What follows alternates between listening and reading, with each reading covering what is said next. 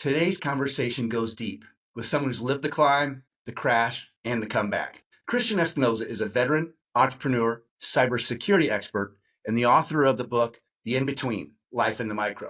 But this isn't your typical leadership book. It's a raw, honest reflection born out of a near-death moment that forced Christian to reevaluate everything, his identity, his values, and the way he was moving through life. In this episode, we explore how hitting rock bottom became the turning point for Christian's most important transformation, personally and professionally. He shares some powerful insights on actionable awareness, resetting identity, leading with informed intention, and aligning leadership with authenticity and presence. Most importantly, he shows us how to value the moments in between, the ones we usually overlook, and how those moments are where real leadership is forged. If you've ever felt stuck, misaligned, or like you're chasing the next big thing without appreciating the now, this episode's a must listen.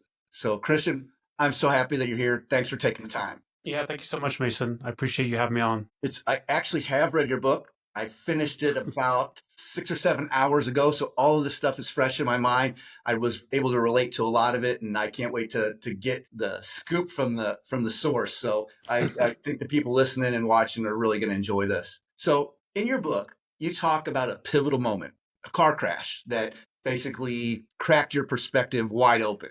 Can you tell us about that experience and what it taught you about leadership and presence? I had just flown back from, I think, Houston to St. Louis with my girlfriend at the time, and she's now my wife. And we were going to a restaurant in Fairview Heights, Illinois, and we were at an intersection, and there was a blue car and a black truck, and the blue car ran the intersection, ran the light, and the black truck ran into it. So it was a pretty severe high-speed accident in the middle of the intersection, and we were right behind the black truck.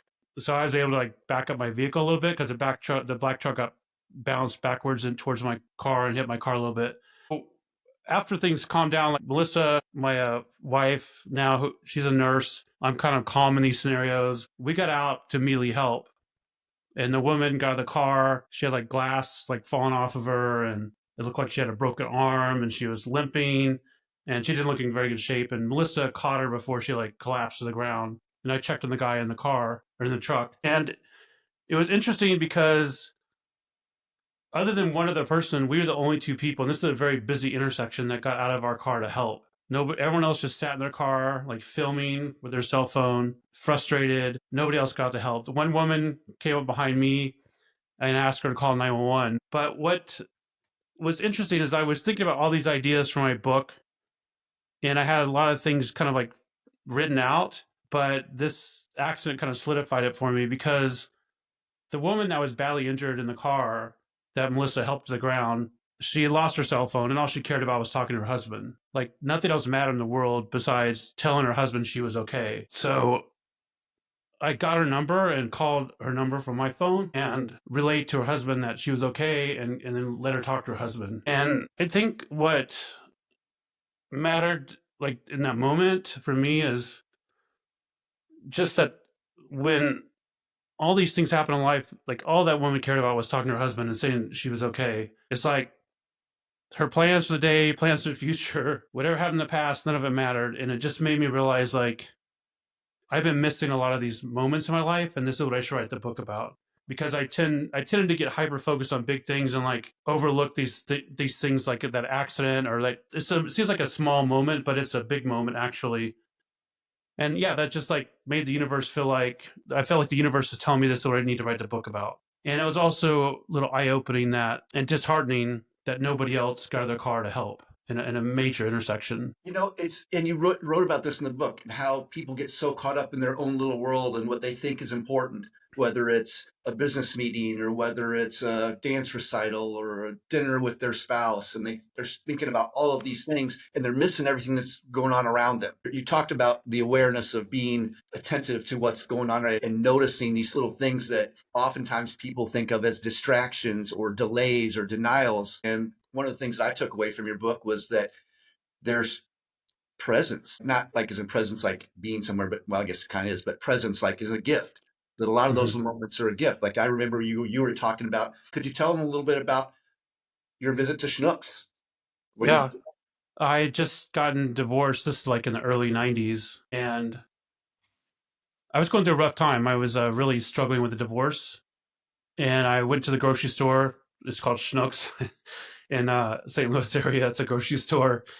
And it was like my local grocery store in Fairview Heights, Illinois, which is a suburb of St. Louis, basically.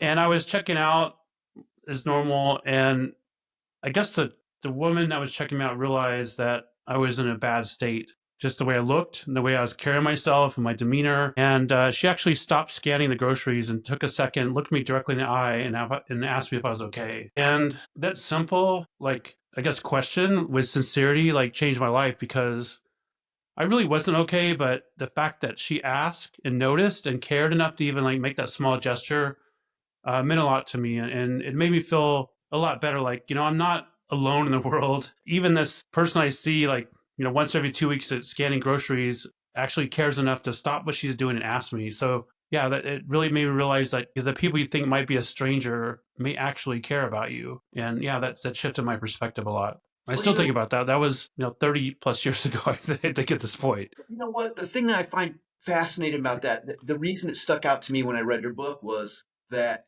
you learned a lesson from that. I learned a lesson from it and I didn't have to experience it. But you know how someone taking the time to pay attention to a little thing and they noticed and they reached out to you and they interacted with you and how that made you feel. And I can't help but to think that that isn't a lesson that can't be helpful to anybody that interacts with other people, whether it's at work or whether it's because you know what it felt like. And because that person was able to make you feel better, I'm sure it makes it, you walk around in a constant state of awareness of opportunities that you see in other people when something doesn't seem right, where you can be the answer to their prayers and give them the encouragement or the support that they need because you're actually paying attention to something other than the macro world of all of these goals and things that you otherwise would be paying attention to. I really found that story relevant to anybody. And you think about how many people go to work every day and, oh, we got to hit these goals. What are our numbers? Did you make the calls? And they're really not listening to anything other than,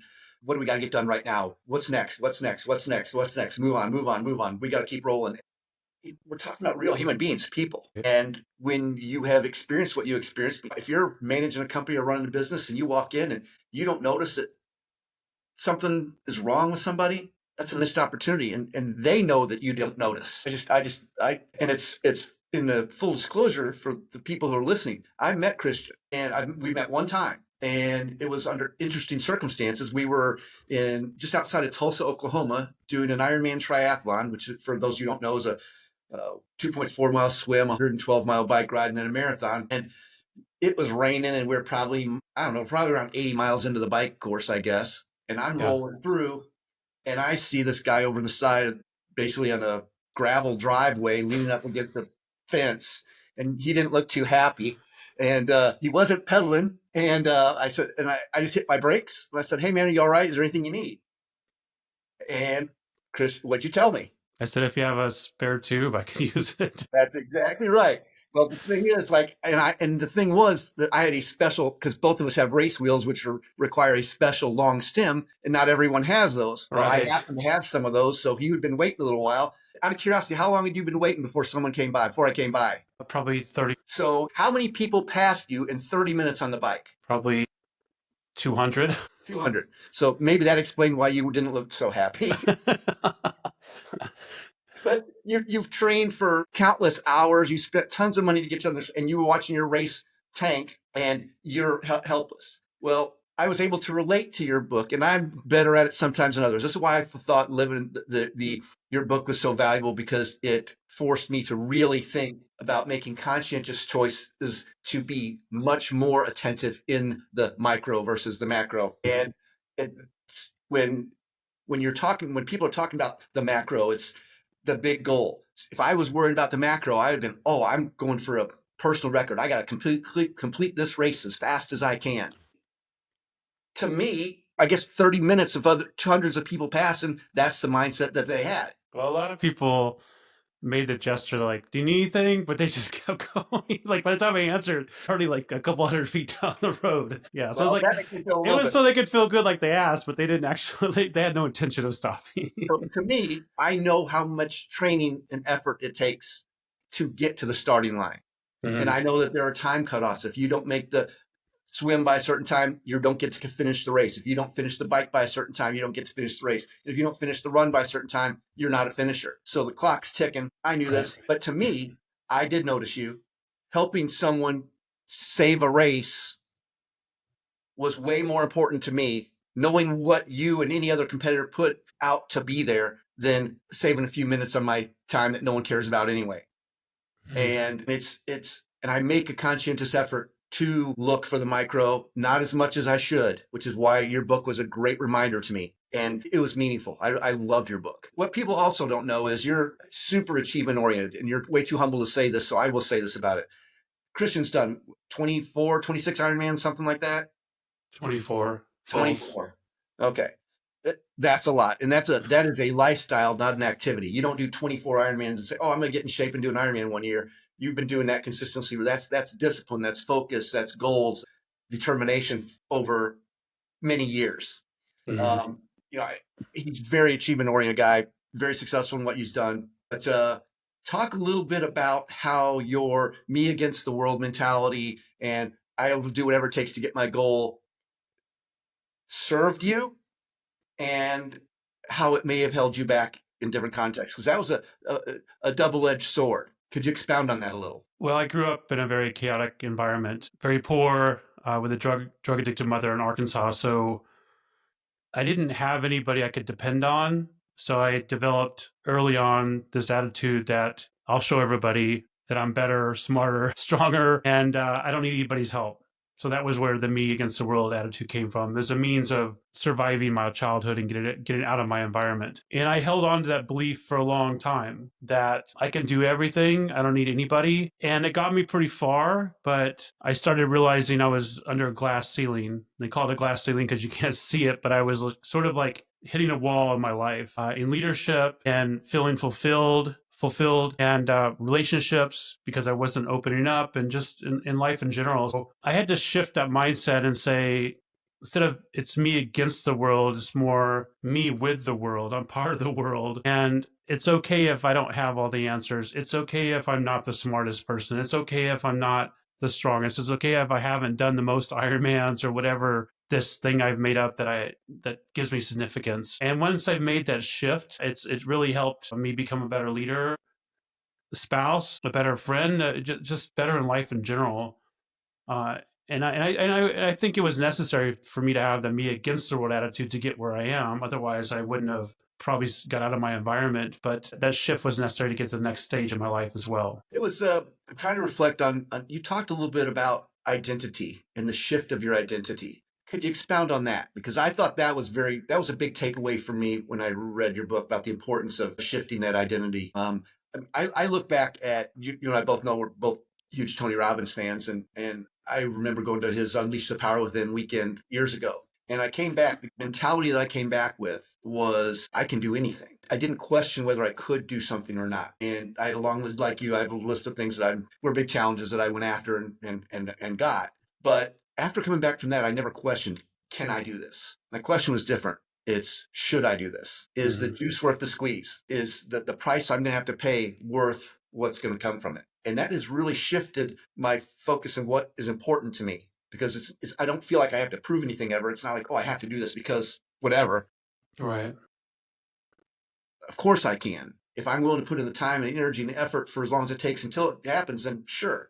But I really appreciate how you talked about the shift in identity and how that changes your lenses on life. Could you expound on that a little? Yeah, I think at least for me, we tend to get caught up in what we call our identity, and our ego protects this identity we've made up for ourselves. And one of the things I've had to realize, and I've had to do this over and over in my life, I've kind of just gone through this recalibration in the last 2 weeks to recalibrate my identity, is your identity can serve you or it can hold you back. And the identity is something you've made up. It wasn't given to you. You've made it up. It may have been sort of like, I guess, given to you a little bit by your environment, but it's really up to you to change it. So if you identify as someone that sees the world like full of problems, for instance, that's probably not going to serve you very much versus someone that identifies or sees a world full of opportunities. So it's a matter of finding out what works for you and shifting your identity to serve that state. So for me, part of that identity shift, we talked a little bit about it, was the me against the world attitude. That was my identity for a long time. And I did everything to prove that. Like, I'll show them, I'll prove them wrong. That was like my lens, my filter I saw the world through. Well, they think they can do that. I'll show them I can do it better. That was like the narrative, the lens, like how I saw the world. But when I shifted to me with the world, I became a better leader because now my lens and my perspective is like, how can I empower my teammate to get better at their job so we can all get better together? It really shifted the mindset. And I think that's important, that if you're not getting the results you want, you have to ask yourself, is this identity I've created for myself helping me get those results? If it's not, it's important to step back and shift that identity, and realize it's going to be a little bit of a fight because your ego wants to protect your identity. Can you talk about that reflection? I think you mentioned in your book, was it the Condor view? Is that what you called it? Yeah, Condor vision. Yeah. Could you expound on that about as a way of looking at yourself during that evaluation process? Yeah, I just, like I said, did that a couple weeks ago. The Condor vision, as I call it, is in our day-to-day life, it's easy to kind of get these blinders on and go through the motion and not really see the big picture. So there's this thing in shamanism called the Condor vision, where you look at your life from the perspective of a condor, which is a bird.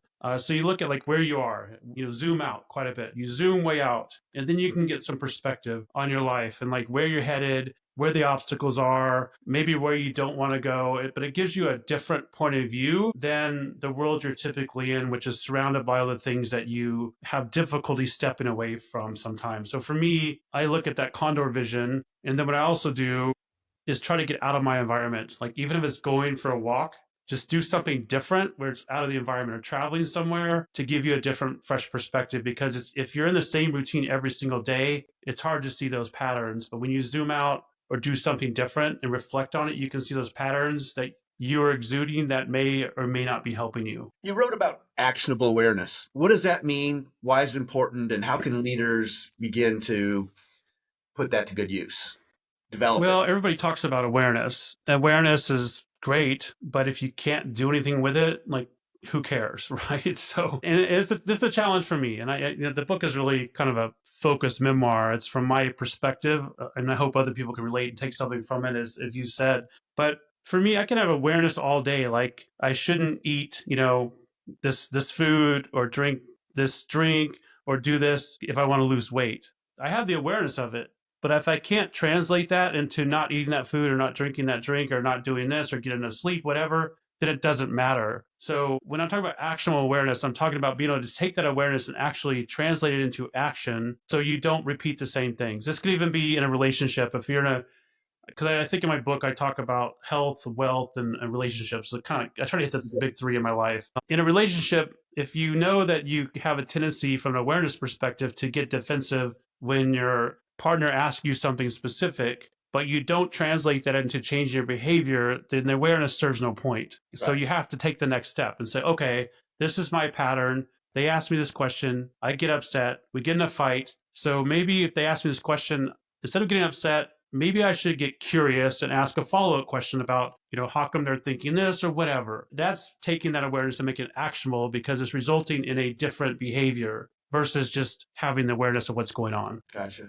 Can you share your perspective on informed intentions and why they matter? Yeah, I think intentions are important. So an example of the book, I believe I used a scenario. I was going out to dinner with my girlfriend, now wife, in Idaho. And I like to be intentional with the evening. So if we're going to go out to dinner, and the intention for me would be, okay, the reason we're going out to dinner is to connect, have a good time, and talk about our day, maybe our future, whatever that intention is. So the idea is, when we go to dinner, I want to hold on to that intention, which is sort of like a vision. And if the waiter spills something or they mess up our order, I don't let it derail the intention I'm showing up to dinner with. Because the intention is that, like I said, to have a good time, to reconnect. And what we often do, and I'm guilty of this in the past, is the waiter spills something and I kind of like let it mess up my mindset and think, man, why did I come here? This is a crappy thing. And now I've got,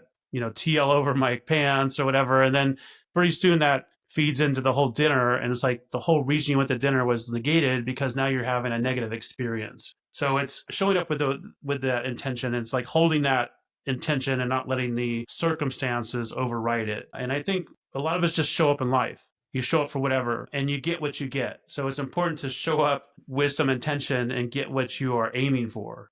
It may not always work out, but it will more likely work out if you show up with intention versus just show up. And the informed portion of the intentions is sometimes you may have the best intention. And if you're paying attention and reflecting, then there should be some feedback.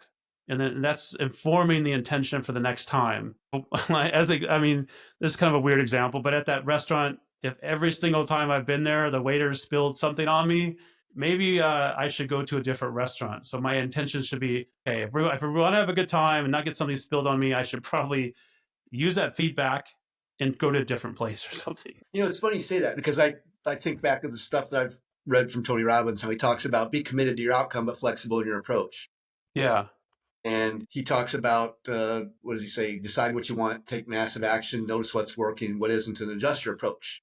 That's a lot of what you're talking about, your feedback and very much in alignment with your lived experience being very much in alignment with some of the stuff he teaches. And it's just awesome to see this stuff happening in the real world. I got a kick out of your story about how because you were very open and honest, I felt, with how you felt about what was going on. But I loved your story about trying to get to the front of a front row of a rock concert. And I have been there and I have done that. And I'll let you tell that story. Go ahead and tell that story. And then I've got a tip for you on how you do it. So this was at a Nightwish concert. They're my favorite band. And my favorites too.